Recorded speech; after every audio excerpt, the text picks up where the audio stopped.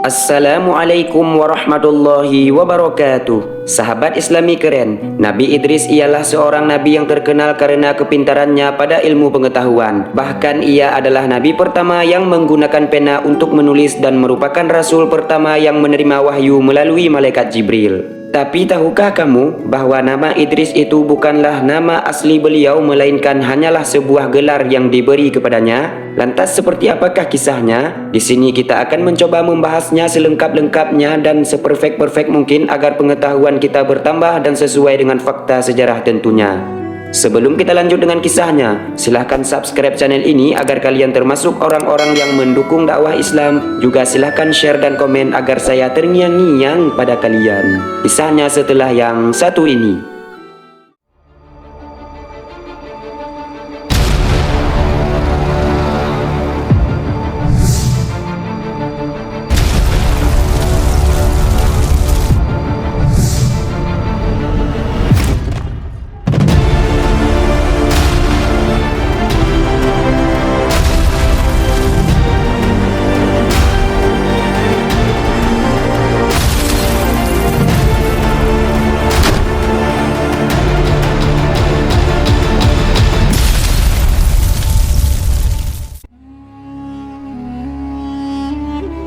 Sahabat Islami keren, Nabi Idris merupakan putra dari Yarat bin Mahlail bin Qinan bin Anwash bin Sis bin Adam alaihissalam. Dirinya menjadi keturunan di bawah Adam yang ketiga yang menjadi nabi dan merupakan nabi dan rasul urutan yang kedua dari 25 nabi dan rasul yang wajib kita ketahui kisahnya. Sebagaimana firman Allah dalam Al-Quran, "Wadhkur fil kitabi Idris innahu kana siddiqan nabiyya," yang artinya, dan ceritakanlah hai Muhammad kisah Idris di dalam kitab Al-Quran. Sesungguhnya dia seorang yang sangat mencintai kebenaran dan seorang nabi. Quran Surah Maryam ayat 56.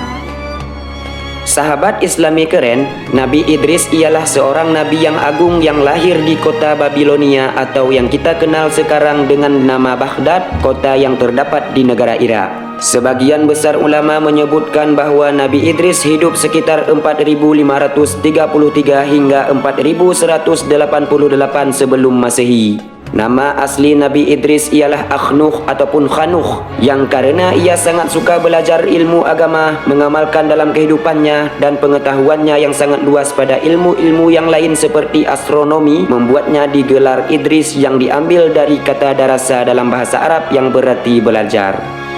Tidak hanya itu, Nabi Idris juga memiliki banyak keistimewaan lainnya, yaitu sebagai manusia pertama yang mampu membaca dan menulis dengan pena, manusia pertama yang mempelajari cara membuat pakaian, ilmu merawat kuda, ilmu bercocok tanam, ilmu berhitung hingga ilmu perbintangan.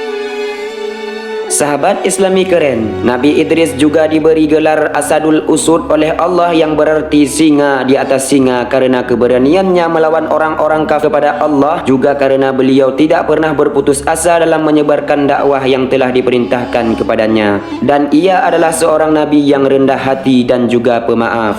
Dengan begitu banyak kelebihannya, pantaslah jika nabi yang bernama Khanuh itu mendapat gelar Idris tersebut.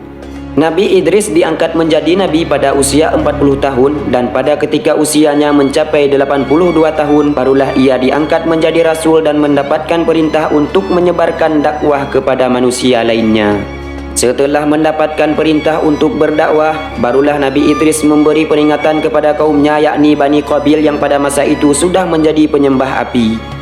Walaupun Nabi Idris sering mendapatkan celaan dan ejekan dari kaumnya, namun beliau senantiasa sabar dan tabah dalam menghadapi kaumnya tersebut sehingga membuat sebagian dari mereka beriman kepada apa yang disampaikan oleh Nabi Idris alaihissalam. Hingga pada suatu waktu ketika Nabi Idris alaihissalam juga mengajak umatnya untuk berhijrah dari Babilonia ke Mesir, yakni ke kota Memphis. Pada awalnya umat Nabi Idris menolak ajakan tersebut. Mereka mengeluh karena Mesir merupakan negeri yang tandus. Namun setelah diyakinkan oleh Nabi Idris alaihissalam, pada akhirnya umatnya pun mau berhijrah bersamanya.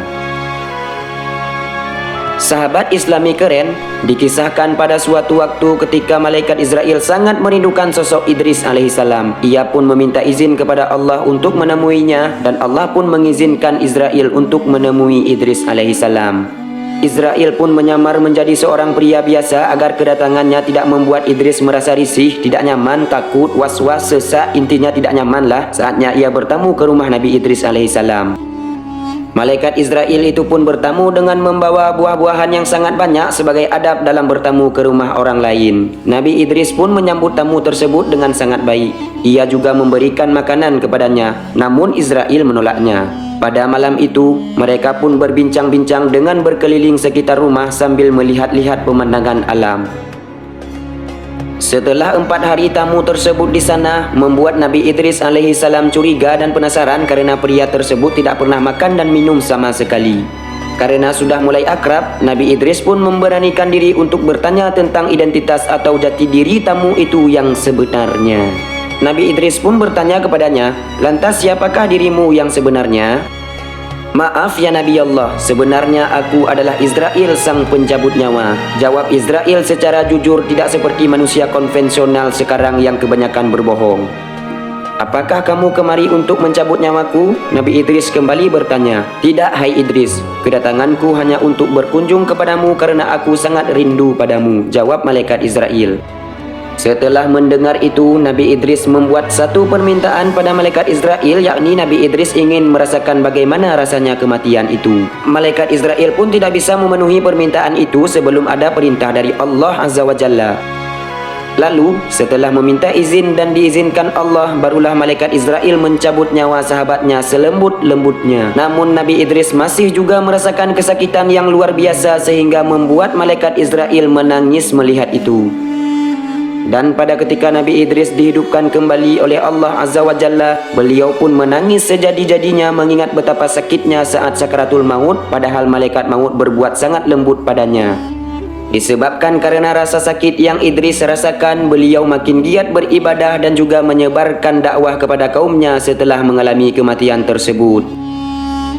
Pada waktu yang lain, ketika Nabi Idris sedang beribadah kepada Allah bersama malaikat Israel, beliau juga meminta satu permintaan unik lainnya kepada Israel. "Bisakah engkau membawa saya melihat surga dan neraka?" tanya Nabi Idris alaihissalam pada Israel.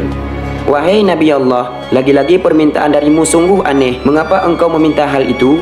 Bahkan para malaikat pun takut melihat neraka," jawab Israel.